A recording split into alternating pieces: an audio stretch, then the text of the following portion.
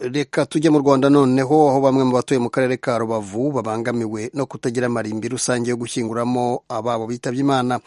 Umuyobozi w'aka karere avuga ko iki kibazo kizwi mu mirenge myinshi kandi ko cyashyizwe mu byihutirwa birimo gushakirwa umuti. Claude Ganza Munyamagana nibyo atubwira. Mu mirenge inyuranye y'akarere ka Rubavu haravuga ikibazo cyo kutagira amarimbi rusange, ku buryo bamwe bagize ibyago byo kubura ababo kubona aho bashyingurana ry'abaririndi hurizo.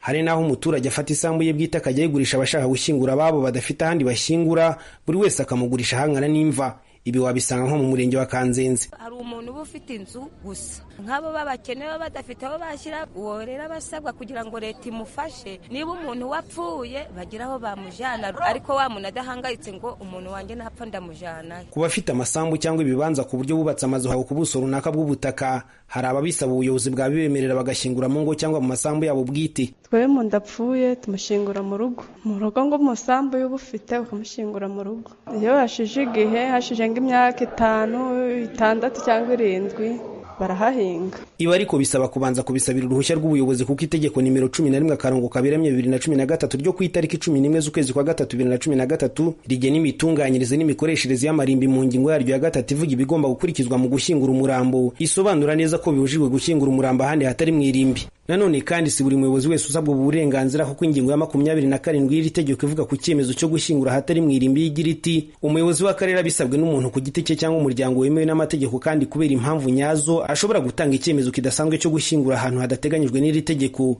Minisitiri ufite amarimbi mu nshingano ze na perezida w'inama njyanama y'akarere bakabimenyeshwa. Kuba barabyemerewe bagashyingura mu ngo, kuba igihe runaka cyagera bakifuza kugurisha ubutaka bwabo no kubona ubugura n'indi ngingo igibwaho impaka. Uramutse ugiye kugura nk'ikibanza ahantu cyangwa se inzu ugasanga bari bayituyemo bigeze kuhashyingura nk'umuntu wabo wapfuye, wakigura cyangwa wabyihorera? Nakihorera. Kubera iki? Hoya ndo nahagura.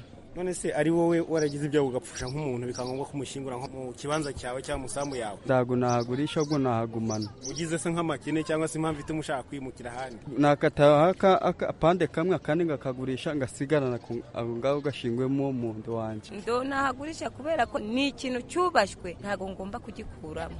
Ngomba kugurisha ngagira aho ngurisha ngagira naho ndeka. Wenda bikazakura abazaza basanga naragiye ntakiriho, ariko igihe ndiho nge ntago nahagurisha. Ari nyir'ubwite uyingurishije nayigura, ariko nkamusaba akamfasha tukamukuramo. Kubera iki wumva wamukuramo? Kuko nshobora kuzagira ibindi bikorwa mpakorera ugasanga birambangamiye. Kuva tariki 13 kugeza kuri 17 z'uku kwezi kwa mbere, hari abadepite bakurikiranaga ibirebana n'iterambere ry'ibikorwa remezo by'ibanze mu turere twose tugize intara y'Uburengerazuba mu rwego rwo kwegera abaturage.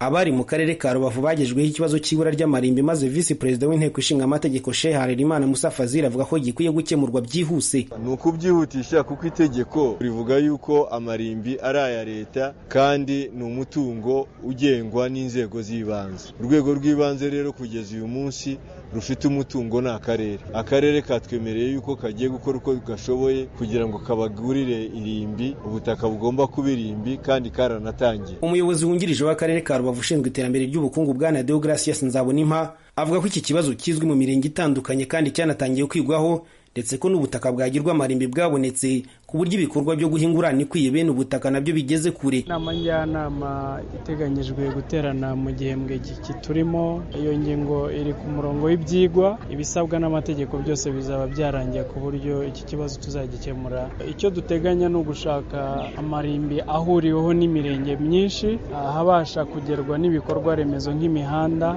Nanone ntabwo twanyanyagiza amarimbi hirya no hino mu mirenge yose, ariko hari aho imirenge ishobora guhurira. Ingingo ya 2 y'itegeko rigena imitunganyirize n'imikoreshereze y'amarimbi ivuga ko amarimbi rusange n'amarimbi yihariye agomba kuba afite uruzitiro rwayo rureshya nibura na metero 1.5 z'ubuhagarike. Naho ingingo ya 6 ivuga ko buri rimbi rigomba kuba rifite igishushanyo kigaragaza aho imva ziherereye na nomero zazo, kandi hagati y'imva n'indi hagomba kuba hari nibura santimetero 50 mu mpande zombi.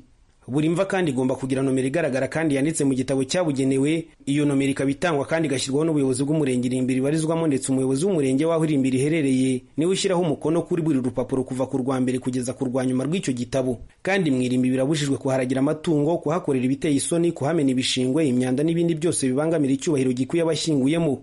Gutwika umurambo ni bumwe mu buryo bwo gushyingura bwemewe n'iri tegeko, nubwo bishobora kuba bitaritabirwa na benshi mu Rwanda, niba hari na bake babikora. Ingingo ya 34 y'iri tegeko ivuga ko umuntu utubahiriza imitunganyirize n'imikoreshereze y'amarimbi ahanwa hakurikijwe amategeko ahana. Ko niba umushinzwe nk'aho ngaho ejo tena bakazamwanika ku gasozi, icyo gihe nta gaciro uzaba waramuhaye burya. Twakwifuza ko leta yadufasha nuko natwe badaha kujya duhamba.